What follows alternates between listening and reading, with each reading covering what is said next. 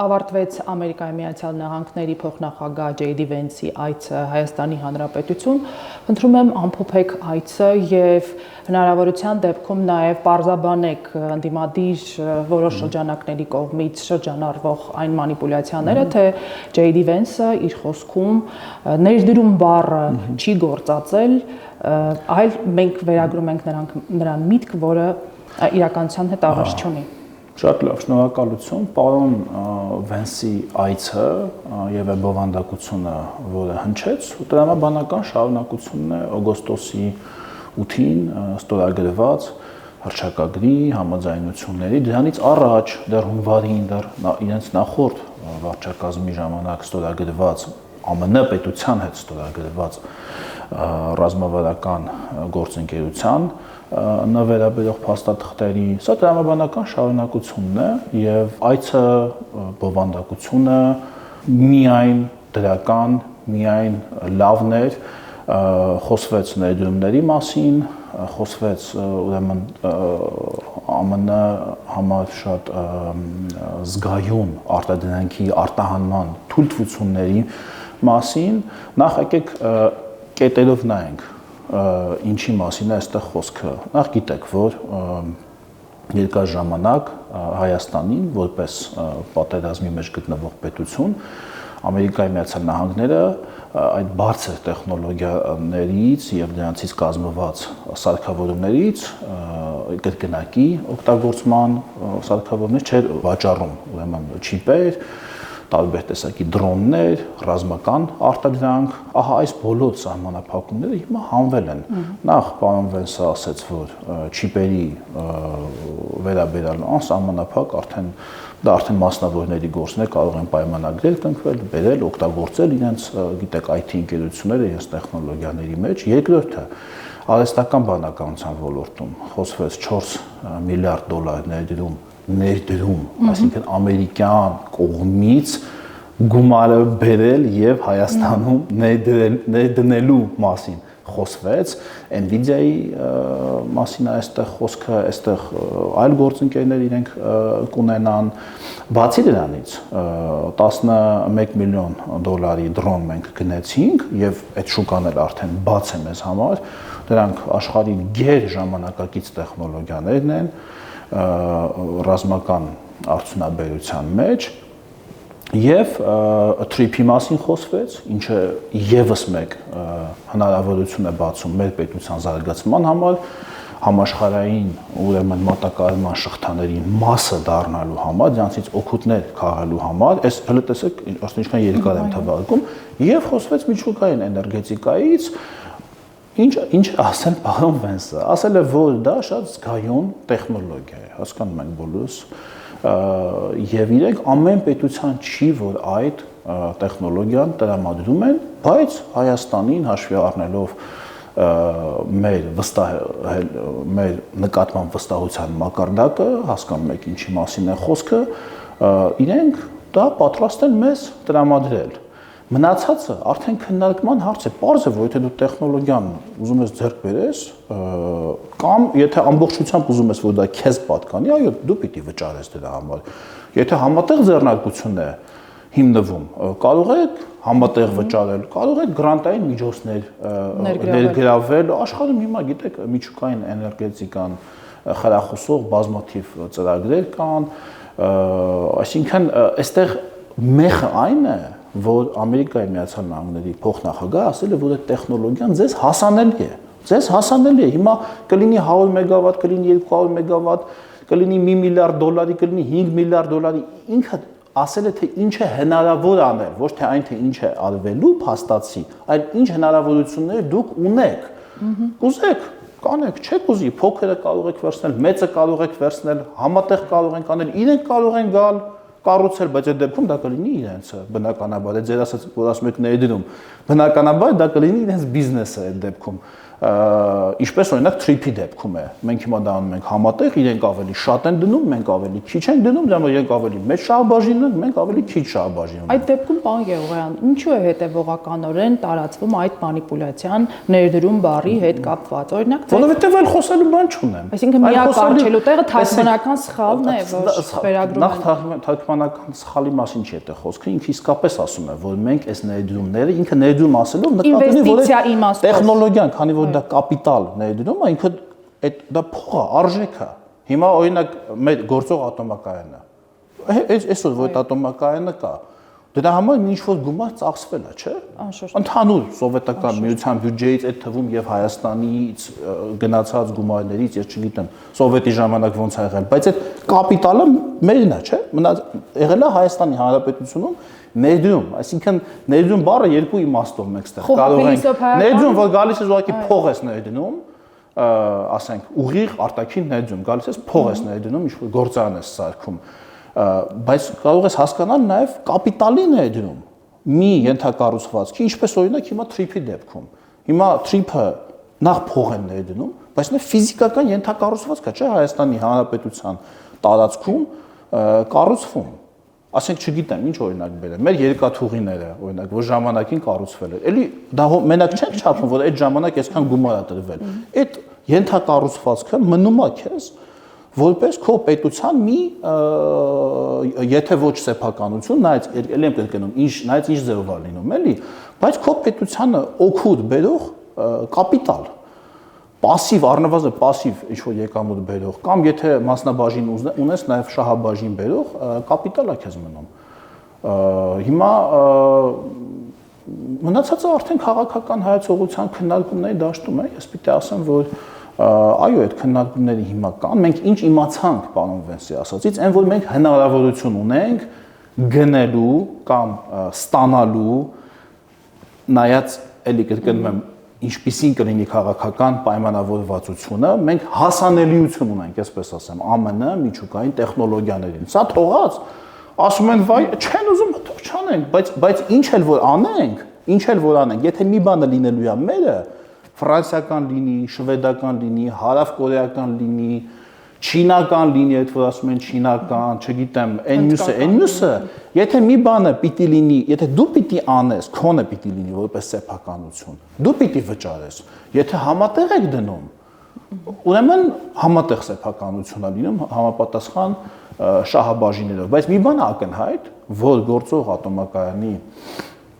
շահագործման ժամկետը, որը տեխնիկական թիվ է, դա քաղաքական հարց չի։ Նախ այս տարի էր արդեն լրանում, մենք երկարացնելու հնարավորություն ունենք եւս 10 տարով, ինչը որ անելու ենք, այսինքն մինչև 2036 թվական։ Հա լավ, ասենք այնտեղ էլ կարող է ինչ-որ, չգիտեմ, քննարկումներ լինեն 1, 2, 3 տարի մարդես գան մասնագետները ստուգեն եւ այլ, բայց այդ ռեակտորները գործողության ժամկետ ունեն, ոնց որ ցանկացած տեխնիկա, չէ՞, ձեր շրջապատում։ Ուղղակի քանի որ դա զգայուն տեխնոլոգիա է, այդտեղ 1000 անգամ ավելի խիստ են այդ կարգավորման կանոնները, եւ որովհետեւ այդտեղի վտանգը ավելի, այսինքն խափանման վնասը ավելի մեծ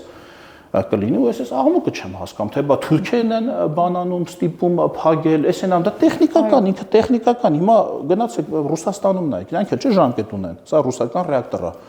այնտեղ էլ ժամկետը որ լրացավ, պետք է փակես կամ նորը կառուցես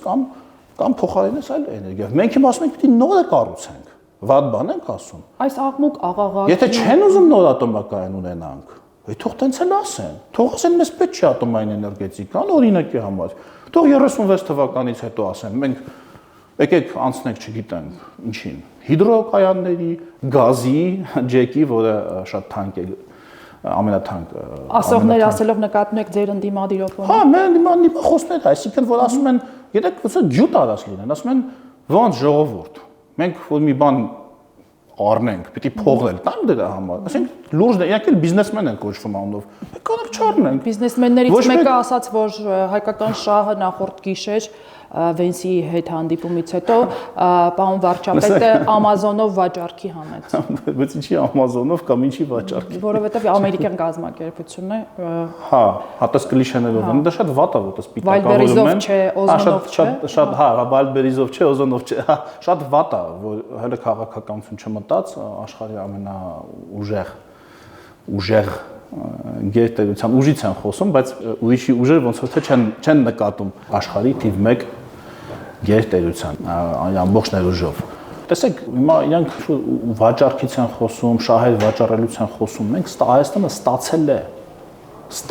հասկանում եք, հասանելիություն։ Ոնց է դա վաճառք, եթե մի բան մենք չունեինք, հիմա ունենք, այսինքն եթե մենք հիմա սրանից 2 տարի առաջ գնայինք, ուզենայինք գնել, մեր մասնավոր ընկերությունը պայմանագիր ուզենար կնքել ամերիկյան մի որևէ տեխնոլոգիական ընկերություն, ասենք չիպ բերեր, ասենք 1000 հատ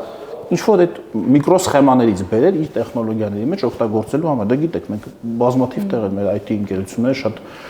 զարգացած են այդ առումով։ Իրենց համապատասխան ծառայությունները ասելու են ոչ, մենք Հայաստանը չենք արտահանում։ Մենք այդ այն երկրներից հանգում էինք, ու դա չէր կարելի արտահանել, որովհետև դա կարող էր օգտագործվել ռազմական նպատակով ոչ այն կոնտեքստում, ինչ կոնտեքստում, որ Ամերիկայի Միացյալ Նահանգները դա կարող էր պատկերացնել այդ չիպը ուղարկելիս, այսպես ձևակերպեմ, հա, եթե Յողան, թույլ տվեք հարցնել նաև վստահության մթնոլորտի ձևավորման մասին, ասացիք ձեր խոսքում, որ Հայաստանը Միացյալ Նահանգների կողմից դիտարկվել է վստահելի գործընկեր երկիր, հետևաբար հնարավորություն է տրվել հասանելիություն ունենալ բարձր տեխնոլոգիական արտադրանքին, այո։ Այդ վստահության մթնոլորտը ինչի արդյունքում հաջողվեց ձևավորել։ Այդ վստահության մթնոլորտը հաջողվեց ձևավորել մեր պետության արտաքին քաղաքականության համար պատասխանատու պաշտոնյաների, այն է վարչապետի եւ արտգործնախարարի, նախարարի հետևողական աշխատանքի շնորհիվ այդ թվում եւ միջանձնային, այսինքն շփումներից, այդ թվում եւ սկսած ուրեմն հայտնի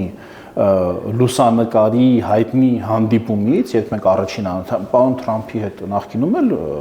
շփումներ եղել էին իր առաջին ժամկետի ժամանակ, բայց պարոն Վենսի հետ նոր ենք ծանոթացել եւ այս 1 տարվա ընթացքում հաջողվեց, այո,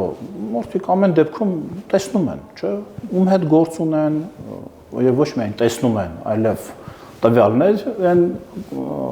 ստանում հազարու մի աղբյուրից, թե ով է իրենց առջև կանգնած, ինչ կարող է անել, ինչ չի անի որևէ դեպքում, հա, այսինքն ինչ աստիճանի կարող ես վստահել այդ մարդուն, այսինքն դա հո մենք չի որ պիտի կներեք սովորեցնենք Ամերիկայի Միացյալ Նահանգների նման պետությանը ում վստահել, ում չվստահել, իրանք աշխարհում բոլորից ավելի լավ գիտեն, ում վստահեն, ում չվստահեն, եւ եթե մեզ վստահում են, դրանից բոլորը պիտի գոհ լինեն։ Ասենք կներեք, էլի ես նույնիսկ ասենք ես այն ժամանակ, երբ որ ես ընդդիմադիր էի, ես օրինակ ուրախ կլինեի, որ նախորդ մենք պետության նախորդ ղեկավարների հասցեին նման խոսքեր ասվեին։ Ես ուրախ կլինեի, ասեմ ավելին, ես ընդդիմադիր չէի լինի, եթե այսքան հնարավորություններ ունենար Հայաստանի Հանրապետությունը։ Այն ամբողջ աշխատանքը, որ կատարվում է, այն ամենաշինական կառույցները պաշտպանությունից են խոսում։ Պաշտպանության նախարարը տեղադրեց, այդ ամեն ինչը եթե տեղի ունենար, այն ամբողջ ռազմատեխնիկան, այն ամբողջ տնտեսական ուրեմն հնարավորությունները, որ կային, ես ինչի պիտի, այն պետության համար լավ կլիներ, իմ համար էլ լավ կլիներ, էլի որպես այդ պետության քաղաքացի։ Ընդդիմադիր գործընկերները, պարոն Յողան, թույլ տվեք առարկել, ասում են, որ այդ վստահությունը դուք ձեռք բերեցիք, որովհետև դուրս եկաք ռուսական ուղեծրից, դավաճանեցիք մեր ռազմավարական գործընկերոջը։ Դե ձևակերպումը ուղեցիր ասվածը ո՞րն է։ Ուղեցիր ասվածը կա աստղաֆիզիկայում, չէ՞, մոլորակներն են։ Այլևս ֆորպոստ չէ, մոլորակներն են, ֆորպոստ չէ, այո, մնայինք, եթե ուղեցիր ուրիշը, ֆորպոստը ուղեցիր հասկացություն, պետությունները ուղեցրեր չեն ունենում, հատկապես այսօրվա աշխարհում, որովհետև պետությունները միաժամանակ համագործակցում են բազմաթիվ այլ պետությունների հետ։ Մենք վարում ենք բալանսավորման եւ բալանսավորված քաղաքականություն, մենք որևէ մեկի չենք թշնամանում։ Մենք որևէ երրորդ կողմի շահերը ընդդեմ մյուս երրորդ կողմի չենք սպասարկում, մենք մեր շահերն ենք սպասարկում եւ աշխարհում երբ տեսնում են, որ դու քո շահերն ես սպասարկում, ոչ թե ուրիշի շահերն է սպասարկում իրանց դեմ։ Դրան բոլորը շատ նորմալ են նայում, միտեղ մի ծավալով կհաջողես, միտեղ մի ուրիշ ծավալով, բայց ոչ մեկ քեզ չի համարի բան, ինչ որ օտար ազդեցության, այսպես ասենք, գործակալ միջազգային հարաբերություններում։ Այդ իրավիճակից, եթե մեզ կարող էին ընկալել որպես օտար ազդեցության գործակալ, օտար ազդեցությամբ միջազգային կառույցներում քվեարկող, ոչ թե նույն կերպ քվեարկող քո շահերից ելնելով, այլ օտար ազդեցությամբ քվեարկող, դա տարբեր բաներ են։ Կոճակը կարող է նույնը լինի, բայց մոտիվացիան տարբեր լինի, եւ մարդիկ տեսնում են այդ մոտիվացիան։ Ասել է թե Հայաստանը Միացյալ Նահանգների համար վստահելի գործընկեր է դարձել ոչ թե Ռուսաստանի դավաճանելու արդյունքում, այլ խելամիտ, ողջախոհ, հետևողական աշխատանքի արդյունքում։ Միջազգային հարաբերությունները մախել այդպես չի, Ռուսաստանը իրենք եղել է այդպիսի ընկալում կա ձեր դիմադիր գործընկերների մոտ։ Համենայն դեպս այս վստահությունը, եթե այդպես եղել է, այդպիսի միակողմանի հարաբերություններ եւ հիմա այդպես չի, դա միայն լավ է եւ դա պետքա որակել ոչ թե որպես դավաճանություն, այլ որպես սեփական շահերի պաշտպանություն։ Իսկ սեփական շահերը ինքը գիտեք, այսպես այդ լայն սպեկտր ունի։ Սպեկտրի մի հատվածով կարող է մի պետության շահի հետ համընկնի, սպեկտրի մյուս հատվածով մյուս պետության շահի հետ համընկնի։ Ինքը բան չի, էլի, տենց մատնահետքի նման չի, որ այսինքն մատնահետքի նման է, որ երկու մարդ նույն մատնահետքը չի կարող։ Եվ նույն ձայնի տեմբրը։ Հա, նույն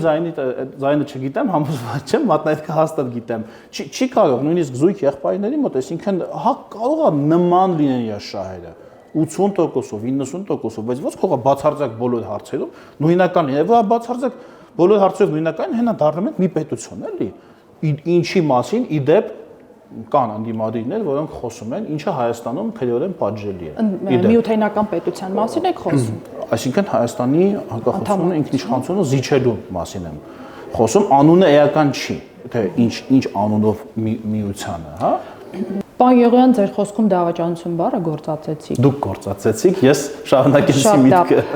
Հայ-ռուսական հարաբերությունների համատեքստում թույլ տվեք մեջբերել Ռուսաստանի Դաշնության Պետդումայի պատգամավոր Կոստանտին Զատուլինի վերջերս արած հայտարարությունից, ընդ որում Մոսկվայի եկեղեցում արած հայտարարությունից մի հատված, համաձայն որի հունիսի 7-ի ազգային ժողովի ընտրությունները շատ կարևոր են լինելու Հայաստանի հայ ժողովրդի համար եւ երկրի ապագայով մտահոգ ցանկացած սուբյեկտ հայ պետք է ամեն ինչ անի, որպեսզի Նիկոլ Փաշինյանի վերարտադրությունը կասեցի, որովհետև նրա պաշտոնավարման ցանկացած օր դա խայտարակություն է թե հայ ժողովրդի, թե Հայաստանի շահի եւ թե հայ-ռուսական հարաբերությունների համար։ Ձեր մեկնաբանությունը, սա հիբրիդային հարձակման դրամաբանության շրջանակներում է, հիբրիդային հենց ուղիղ հարձակում առանց հիբրիդայինի։ Հենց շատ ուղիղ Բարսաստիճան պետական պաշտոնյա, ինքը կարծում եմ հանձնաժողովի նախագահ է, չէ՞, այնտեղ եվրասիական հարցերի, թե ԱՊՀ հարցերի չեմ հիշում, շատ ուղիղ էլի ինչ են ուզում, մեր քաղաքացիներն էլ թող հայտարարություններ ընդունեն, գիտություն, ըստ դրա կայացնեն, եթե Զատուլինի ասելով պիտի Հայաստանում իշխանություն ընտրեն, ինչ ասեմ, շատ վատ է, որ արդեն բանը հասել է նրան, որ ոչ թե Սալավիովներն ու Դուգիններն են նման բաներ խոսում եւ Մարգարիտա Սիմոնյանները, այլ արդեն պետական մակարդակով պաշտոնյաներն են։ Դա ասում դա շատ վատ է, դա ինչ ասեմ, կարծում եմ, որ կունենա համապատասխան արձագանքը մեր հասարակության մեջ, որովհետեւ կներեք, նույնիսկ մենք չենք համարձակվում մեր ժողովրդի հետ այդ տոնով խոսել, նույնիսկ մենք մեզ նման բան թույլ չենք տալիս։ Այնպես որ պարոն Զատուլինը ընդհանրապես չի կարող իրեն նման բան թույլ տալ, իսկ թույլ տալու դեպքում պետք է համապատասխան արձագանքի արժանանա հունիսի 7-ի քվեարկության տեսքով, ինչը որ համոզված եմ կլինի։ Երբ որ ժամանակ առաջ Թուրքիայի արտգործնախարար Ֆիդանը իր հայտնի հայտարարությունը արեց Նիկոլ Փաշինյանի վերաբերյալ, հիշում եք, ինչ մեծ աժիոտաժ էր, միջամտություն Հայաստանի ներքին գործերի վերաբերյալ չի արել հայտարարություն, ինքը խաղաղության գործընթացի վերաբերյալ է արել արդեն Այդ համատեքստում նաև այո Նիկոլ Փաշինյանի այո, այդ համատեքստում այո, բայց կա ձևակերպում, կա խոսելու ձև, կներեք։ Այո, դիվանագիտական լեքսիկայի շրջանակներում կա, խոսելու տոն կա, այսինքն ես բնականաբար ամեն պետություն ունի իր շահերը, ես ոչ չեմ ասում, որևէ պետություն չպետք է իր շահերը սպասարկի, բայց դրան ձև կա։ Խոսելու ձև կա, ձեր ընդդիմադիր գործընկերները այո, այդ հայտարարությունը ձև է խոսելու։ մեկնաբանեցին որպես Եթե ինքը, այո, դրան շատ ավելի քաղաքավարի, շատ ավելի կուլտուրական, շատ ավելի այսպես Ռուսաստանում էլ կան այդ երևի Զատուլինի գործը այդ կացնային լեզվով խոսելն է, բայց դա ընդունելի չի էլի որևէ կերպ եւ էֆեկտիվ էլ չի։ Դա էլ ասեմ, եթե ոչ հակառակ էֆեկտին է բերում, եթե ինքը որպես ռուսական կողմի ներկայացուցիչ խոսում է Հայաստան, Ռուսաստան հարաբերությունների տարածաշրջանային կայունության եւ այլի մասին, դրա համար կա խոսելու ձև, կան համապատասխան, կա համապատասխան բառապաշար, շատ դրան պետք է շատ նուրբ մոտենալ նման հարցերին, այո, կարող են իրենց ինչ որ այսպես շատ ընդհանուր գծերով տեսլականի մասին խոսել, բայց ոչ կգնաք հունիսի 7-ին, այ եթե հունիսի 7-ին ասես չարեցիք, այ կլինի այդի։ Հարցս այն էր, որ ընդդիմադիր ձեր գործընկերները Ֆիդանի հայտարարությունը մեկնաբանեցին որպես ուղիղ միջամտություն Հայաստանի ներքին գործերին եւ աջակցություն Նիկոլ Փաշինյանին, բայց Զատուլինի այս հայտարարության դեպքում հապաղում են գնահատականը։ Սա ուղիղ միջամտություն չէ Հայաստանի ներքին գործերին, սա ճնշում չէ։ Իհարկե միջամտություն է, բայց Ֆիդանի դեպքում, ինչի մենակ Ֆիդանը, պարոն Վենսն էլ ասեց, չէ՞։ Որ ընտրություններ են սպասվում էլի, մի հատ բացեք իր ձևակերպումն են, որ վարչապետը շատ վստահելի է խաղաղության կառուցման եւ այլ մարդը իր պետության տեսլականն է ասում, ինքը չի ասում, սպառնում, եթե sense չանես, կլինի ինձ, ասում են, որ այս մարդու հետ ու ես պահին ունեմ այսպիսի հարաբերություններ եւ այսպիսի հեռանկար եմ տեսնում մեր հարաբերությունների համար ինքը իր տեսլականն է ասում, բայց կներեք, բա ինչ պիտի ասի, այսինքն ձեզ ինչ է թվում, որ Հայաստանում օրինակ հիմա ես պարզ մի հատ օրինակ բերեմ, էլի, բացի ԿՊ-ից, այս պահին դաշտում գործող որևէ այլ ուժի, ես ասեք սպառնալիքի բանով չեմ ասում, էլի ուղղակի եկեք տրամաբանենք, գա իշխանության, այս պահին գործող, ով կա արդեն հայտարարել են, ովքեր են լինելու, վարչապետի թեկնածուները միտեղ կա, միտեղ չկա, բայց ուժերը հայտնի են։ Այսինքն ինչ հետ կարծում հարցեր չեն ծագի վստահելիության վերաբերյալ, հատկապես այն համաձայնությունների շուրջ, որոնք կայացվել են, ես չեմ ասում նրանք չեղարկվելու են կամ բան, բայց պրակտիկ մակարդակում կներեք, իսկ դուք կվստահեիք, ասեք մարդու, որ ասում եկեք մտնենք բանի միութենական պետություն, դուք այդ մարդուն բարձր տեխնոլոգիական չիպեր կտաք, տանի նրանց ամեն ինչ, այսինքն սա ոչ թե սա ուղղակի կյանքի ձևն է, կյանքի օրենքն է։ Դա իրենց համար ստրատեգիական տեխնոլոգիա է։ Իրանք չեն կիսվում այդ տեխնոլոգիայով իրենց մրցակից պետությունների հետ։ Հիմա ասենք, չգիտեմ, մենք հակառակը ուրիշներից էլ որևէ բան գնելիս բնականաբար պահում ենք այդ կանոնները, այդ կոնֆիդենցիալությունը եւ այլն, հակառակ դեպքում ոչ մեկ քո հետ չի աշխատի։ Հիմա ինչ են կարծում, եթե ասենք այսօրվա անդիմությունը եղավ իշխանություն, լինելու է այդ վստահությունը եւ արհեստական բանականության տեխնոլոգիաների հետ կապված եւ չիպերի հետ կապված, իսկ այսօրվա աշխարհը դա ես դες ասեմ։ Ու հենց լավ է, որ մենք էլ ունենք այդ մասնագետները, Հայաստանում այդ ոլորտը արտոնյալ է, մենք այդ ոլորտը սարքել ենք արտոնյալ, շատ լավ ընկերություններ ունենք, մենք նաև բնատուր այդ մեր մասնագետները ունեն այդ տաղանդը, այդ տեխնոլոգիաներով աշխատելու եւ մենք կարող ենք այստեղ թռիչքաձև աճ ունենալ։ Սա է։ Շնորհակալ եմ զրույցի համար, պարոն Եղոյան։ Հավանիչ տեսանյութը եւ բաժանորդագրվիչ նորությունները բաց չթողնելու համար։